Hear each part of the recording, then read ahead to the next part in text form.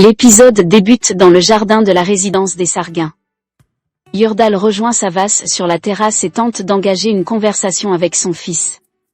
Savas en profite pour lui révéler qu'Octet est le compagnon de Bélise, la fille de l'ancien avocat de la famille.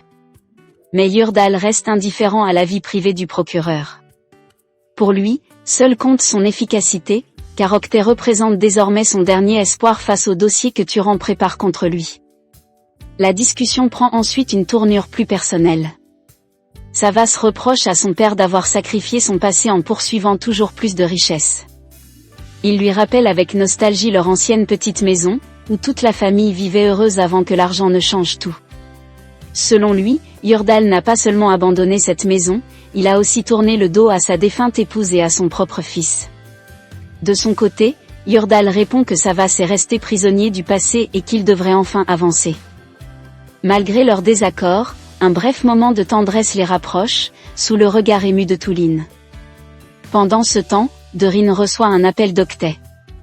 Fier d'avoir échappé aux soupçons de Savas, le procureur se félicite de leur nouvelle victoire et se montre persuadé que son secret est désormais à l'abri. Dorine, beaucoup moins confiante, lui conseille de ne jamais sous-estimer Savas, qu'elle connaît suffisamment pour savoir qu'il n'abandonnera jamais sa quête de vérité. Avant de raccrocher, Octet tente même de la séduire, mais Dorine met rapidement fin à la conversation. Quelques instants plus tard, Octet rejoint Bélise. Le couple partage un moment de complicité, mais Bélise ne tarde pas à évoquer le baiser échangé avec Meriem. Octet balaye immédiatement ses inquiétudes et affirme que c'est elle qui l'a choisi. Au même moment, le téléphone d'Octet sonne, c'est Meriem qui essaie de le joindre. Il décide pourtant d'ignorer son appel et préfère rester auprès de Bélise. De son côté, Meriem revient devant les ruines de sa maison, désormais réduite en cendres. Debout face aux décombres, elle repense en silence à tout ce qu'elle a perdu, sans imaginer que les mensonges qui l'entourent sont loin d'être terminés. Au lendemain de cette nuit agitée, Meriem retourne seule dans les ruines de son ancienne boulangerie. À la lumière d'une lampe, elle parcourt une dernière fois les lieux, monte dans son ancienne chambre et s'attarde devant les photos de famille, envahie par les souvenirs. Plus tard, elle se rend sur la tombe de Sévinec. En larmes, elle avoue qu'elle ne trouve plus le sommeil depuis l'accident et qu'elle ne cesse de revoir son visage. Rongée par la culpabilité, elle reconnaît avoir détruit non seulement la vie de la jeune femme, mais aussi celle de sa famille. Son recueillement est brutalement interrompu par la mère de Sévinec. Folle de douleur, celle-ci chasse Meriem du cimetière avec violence, l'accusant d'avoir tué sa fille et lui interdisant de revenir déposer des fleurs sur sa tombe. Bouleversée, Meriem quitte les lieux en pleurant. Pendant ce temps, Savas téléphone à Goukclou. Convaincu qu'Octet manipule totalement Meriem, il lui demande de la surveiller discrètement. Il veut savoir où elle se rend après son travail, persuadé que chacun de ses déplacements le rapprochera enfin de la vérité. Mais lorsque Goukclou arrive chez Gouloum-Sœur, il apprend que Meriem ne viendra pas travailler. Souffrante, elle a appelé pour prévenir qu'elle resterait auprès de son père, désormais hospitalisé dans la clinique du célèbre professeur Aldoun Kozansi. Cette information enthousiasme immédiatement Goukclou, qui s'empresse de prévenir Savas. De son côté, Bélise partage son petit déjeuner avec Octet. Elle lui demande quand Meriem disparaîtra enfin de leur vie. Octet lui révèle alors que Yurdal lui a confié une mission très dangereuse, voler le dossier que Turan prépare contre lui. Pour réussir, il compte encore utiliser Meriem afin de gagner la confiance de Turan et accéder à sa maison. Octet contacte aussitôt Turan sous prétexte de lui donner des nouvelles d'Arif. Il insiste pour l'accompagner lors de sa prochaine visite à la clinique, mais Turan refuse poliment et préfère s'y rendre seul. Après l'appel, Octet comprend qu'il doit absolument retrouver Meriem avant que Turan ne puisse lui parler, de peur que toute la vérité n'éclate. Pendant ce temps, au commissariat, Boursou est convoqué par le procureur en chef.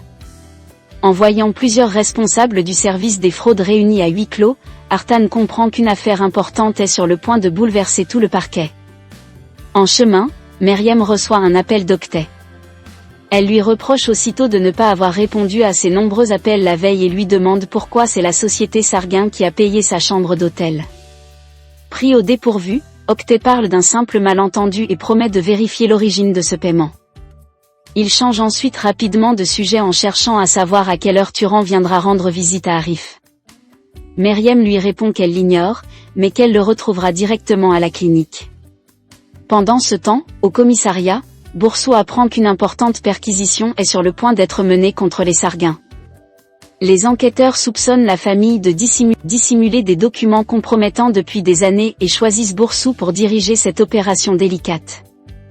Le procureur insiste sur un point, la mission doit rester totalement secrète, car Yurdal possède des informateurs partout. Boursou accepte cette responsabilité et se tient prête à intervenir dès que l'ordre sera donné. À la sortie de la réunion, Artan tente d'obtenir des informations. Intrigué par la présence du procureur en chef et des enquêteurs des fraudes, il bombarde Boursou de questions. Mais fidèle à son professionnalisme, elle refuse de révéler le moindre détail et quitte le commissariat malgré les tentatives d'Artan pour prolonger la conversation. Pendant ce temps, chez les Sarguins, Touline essaie de retenir Savas afin qu'il prenne le petit déjeuner avec la famille. Mais Savas refuse, expliquant qu'en l'absence de son père et de sa sœur, ce repas n'a plus rien d'un moment familial. Lorsque Touline lui annonce que Dorine va bientôt arriver, il répond froidement qu'il ne l'a pas invitée et quitte finalement la maison avec Gouklou. Au commissariat, Artan profite d'un moment où le bureau est vide pour passer un appel discret à Octet. Il lui révèle que le procureur en chef et le service des fraudes ont organisé une réunion secrète au sujet de Yurdal Sarguin et que tout laisse penser qu'une perquisition est imminente. Octet comprend immédiatement la gravité de la situation et demande à Artan de rester vigilant afin de le tenir informé du moindre changement. Pendant ce temps, Savas et Gouklou se rendent à la clinique où Arif a été transféré. En apprenant que cette clinique privée est extrêmement coûteuse, Gouklou se demande comment Meryem peut payer un tel traitement. Savas en est persuadé, quelqu'un finance toutes les dépenses dans l'ombre, et cette mystérieuse personne est sans doute celle que Meryem protège depuis le début. De son côté, Yurdal reçoit l'appel d'Octet, qui l'informe qu'une perquisition se prépare contre son entreprise. Pris de panique, Yurdal ordonne immédiatement à ses hommes de retirer tous les documents compromettants de la comptabilité avant l'arrivée des enquêteurs. En parallèle, il presse Octet de s'approcher de Turan et de récupérer au plus vite le fameux dossier qui pourrait provoquer sa chute. Pendant ce temps, chez les Sarguins, Touline accueille Dorine. En voyant que Savas est déjà parti, elle tente de lui remonter le moral et l'invite à passer la journée avec elle. Entre confidences, shopping, spa et changement de coiffure, Touline espère redonner confiance à la jeune femme, tout en lui promettant qu'elles feront un détour par le bureau de Savas pour lui faire une petite surprise. Chez Octet, Nourtan découvre par hasard la carte d'une agence immobilière dans les affaires de son fils. Persuadée qu'il lui a enfin trouvé l'appartement dont elle rêve depuis toujours, elle appelle immédiatement l'agence. Mais sa joie disparaît lorsqu'elle apprend que ce logement est en réalité destiné à Meryem. Blessée et profondément déçue, Nourtan comprend que son fils fait passer cette jeune femme avant sa propre mère. Pendant ce temps, à la clinique du professeur Aldoun Kozansi, Savas prend des nouvelles d'Arif. Le médecin lui confirme que son état s'améliore et qu'il pourra bientôt retrouver la parole. Savas en profite pour se renseigner sur Meryem et propose même de l'aider financièrement. Le professeur lui révèle alors que toutes les factures ont déjà été réglées, par un certain procureur nommé Octet Saïn. Cette révélation renforce encore les soupçons de Savas. Au même moment, Octet se précipite lui aussi vers la clinique, tandis que Turan est également en route pour rendre visite à Arif. Lorsque Meryem arrive dans la chambre de son père, elle pense accueillir Turan. Mais en ouvrant la porte, elle tombe face à Savas. Celui-ci lui demande de sortir quelques instants pour discuter.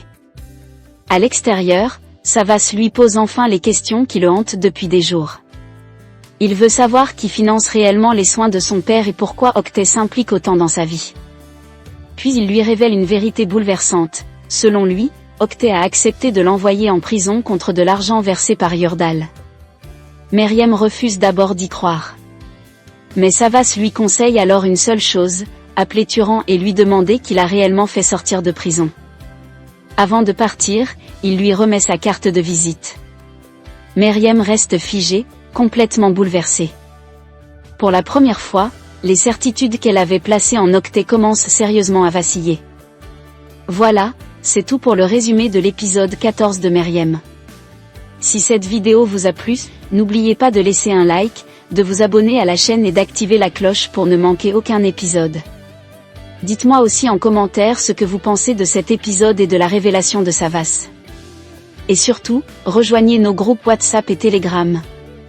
Vous y retrouverez tous les résumés de vos séries préférées, les nouveaux épisodes en priorité, ainsi que plein d'autres surprises.